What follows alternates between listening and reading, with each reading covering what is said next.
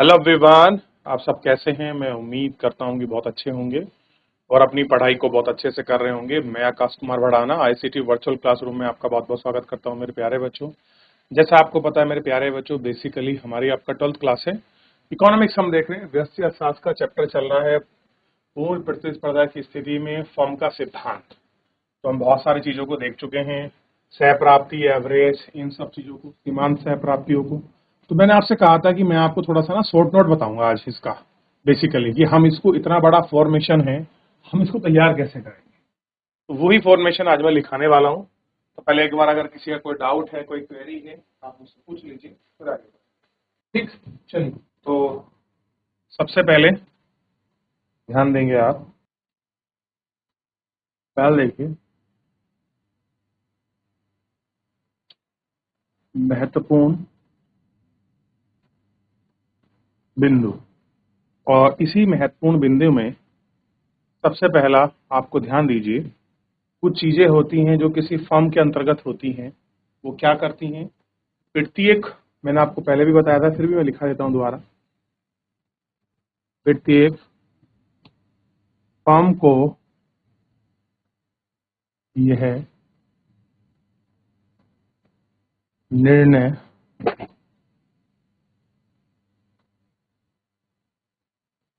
लेना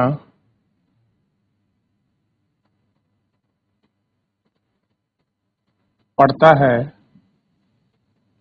पहले प्रत्येक फर्म को यह निर्णय लेना पड़ता है कि वह कितना उत्पादन करेगा। उसे ही लेना पड़ेगा कि वो कितना उत्पादन करे। दूसरा देखिए, यह मान्यता है कि प्रत्येक फर्म कठोर रूप से अधिकतम कर्ता होती है। यह मान्यता है कि क्या मान्यता है? कि प्रत्येक फर्म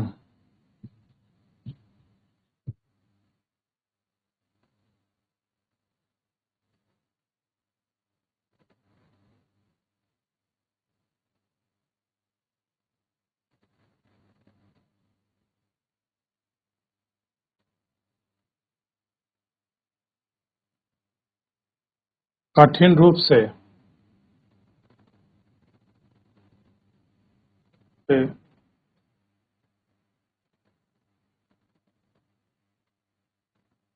ला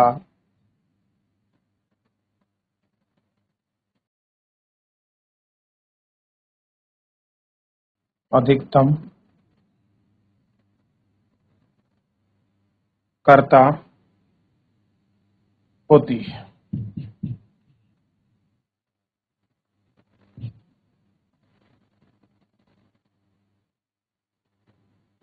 एक फर्म के संतुलन के आधार पर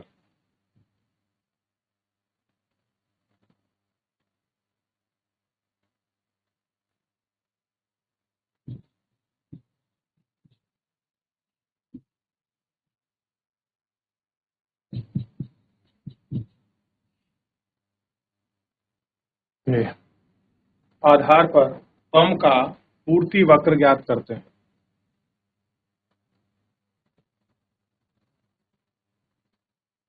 फर्म का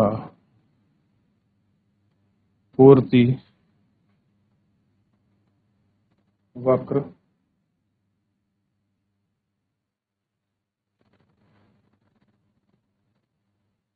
ज्ञात करते हैं। लिखिए, करिए इनको।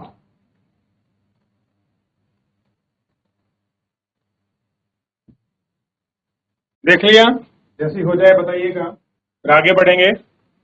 यही तो था जो मेन कंक्लूजन था। इसी तरह से हम लोग शॉर्ट नोट रूप में लिखेंगे तो ही तो हम जल्दी रेडी कर पाएंगे। क्लियर है ना? इसी तरीके से हम लोग कर रहे हैं। आगे बढ़े।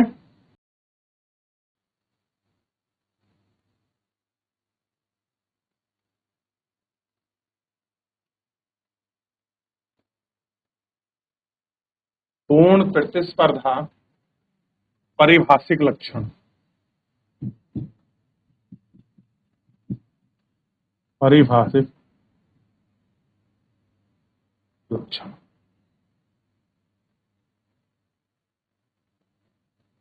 परिभाषिक लक्षण।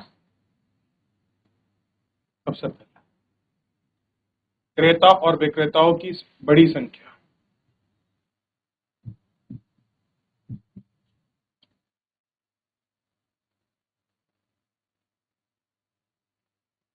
क्रेता तथा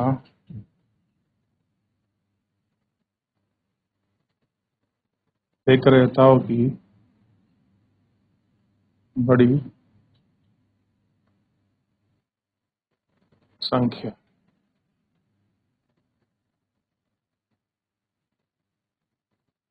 दूसरा, समरूप वस्तु,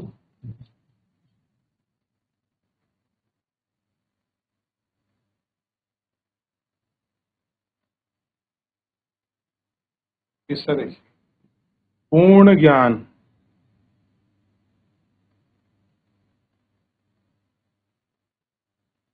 फोर्थ नंबर देखिए, स्वतंत्र प्रवेश,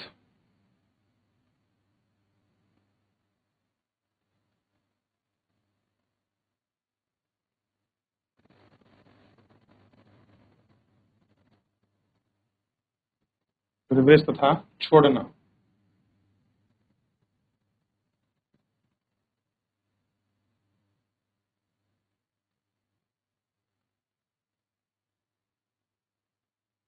पांच नंबर पर देखिए,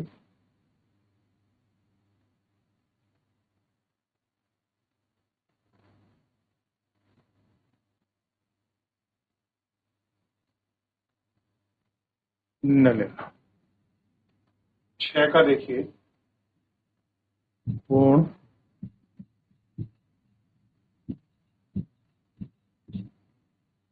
गतिशीलता। सात का देखिए, अतिरिक्त रिक्त यातायात का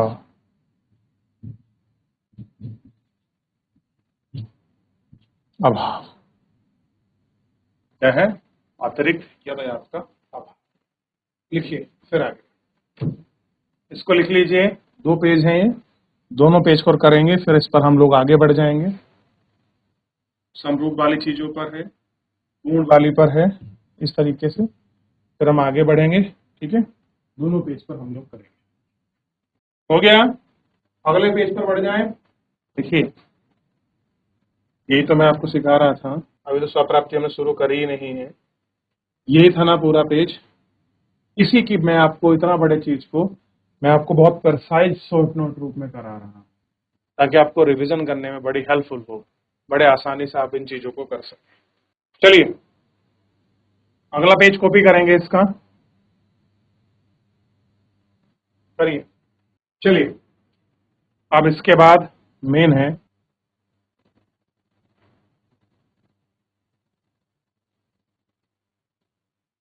सह प्राप्ति।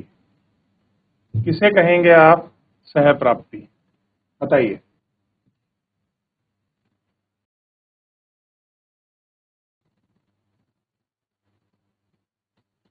किसी वस्तु को फर्म द्वारा बेचकर प्राप्त रकम, रकम यानी कि पैसे, रकम को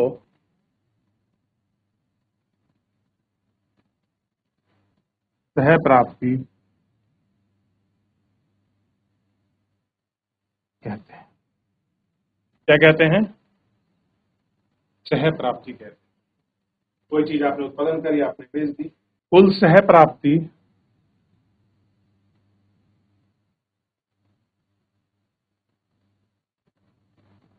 कुल सह प्राप्ति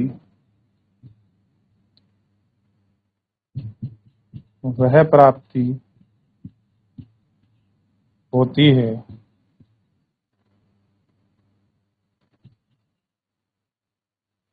जो किसी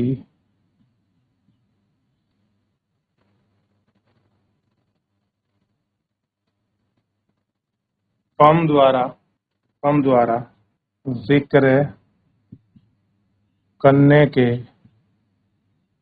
कुल मौद्रिक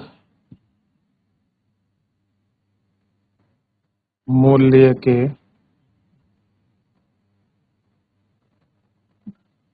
बराबर है। क्या है? मौद्रिक मूल्य के बराबर।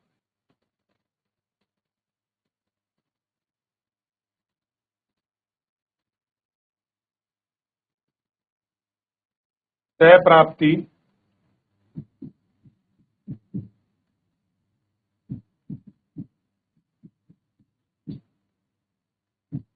सीमांत सह प्राप्ति वह राशि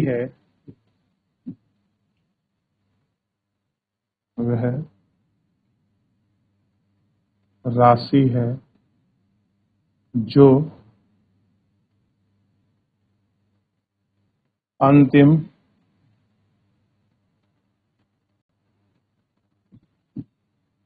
वस्तु को बेचकर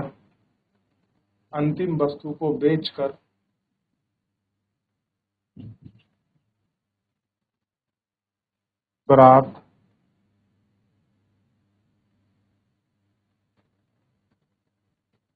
की जाती है। बेचकर प्राप्त की जाती है। सीमांत प्राप्ति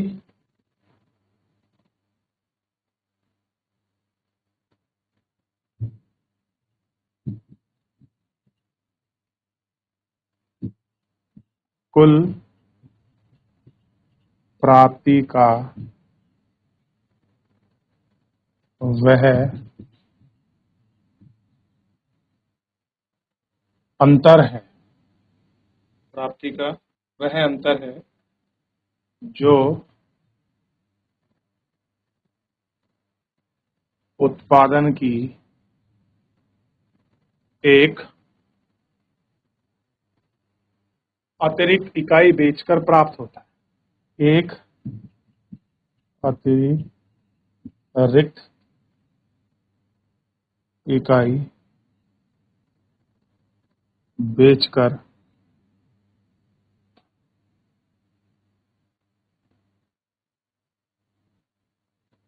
प्राप्त होता है। करिए, लिखिए। हो गया? देख लिया? चलिए अगला लाइन लिखिए, सीमांत प्राप्ति वाला। चलिए, हो गया? कर लिया बच्चों? अभी मैं अगर आपसे पूछूं, इसमें एक शब्द और है, मैं आपको पूछ रहा था और मैंने आपसे कहा था कि आपको देखना है, करना भी है। औसत प्राप्ति से अभिप्राय, इसमें आगे लिख देता हूं।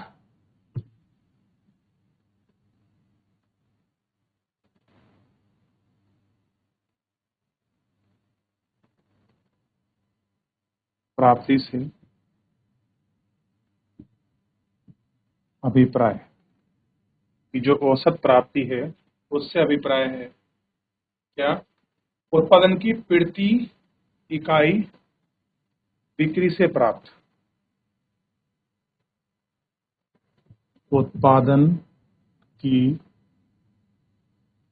प्रति इकाई बिक्री से प्राप्त सह प्राप्ति। ठीक है? तो आज हमने इतना जो है, फिलहाल हमने जो है एक मोटे रूप में लिखा है, जितना भी इनका फॉर्मूला है। देखिए, यही तो लिख रहे थे हम एवरेज में, एक फर्म की निर्गत उत्पन्न के कुल परिभाषिक रूप में निर्गत के क्यों बराबर, ये हमें परिभाषिक लिखा है। अब कल हम इसको क्या करेंगे, जो शॉर्ट फॉर्म है, P into Q upon P बराबर कीमत है, हम लोग जो है इसको आपका लिख लेंगे और इसको देखेंगे। तो फिलहाल इतना आप ध्यान रखिए, इतना देखिए, इसमें कोई डाउट आए, कोई क्वेरी आए। चलिए, तो मेरे प्यारे बच्चों, फिलहाल जो है आज के लिए इतना ही। मिलते हैं फिलहाल नेक्स्ट लेक्चर में, तब तक आप इनको देखिए। इसी तरह हम पूरे चैप्टर को शॉर्ट नोट में अच्छे से कंप्लीट करेंगे, बहुत बड़ी थ्योरी को छोटे करके लिखेंगे, इस तरह से पढ़ते रहेंगे। फिलहाल आज के लिए इतना ही, मिलते हैं नेक्स्ट लेक्चर में। धन्यवाद।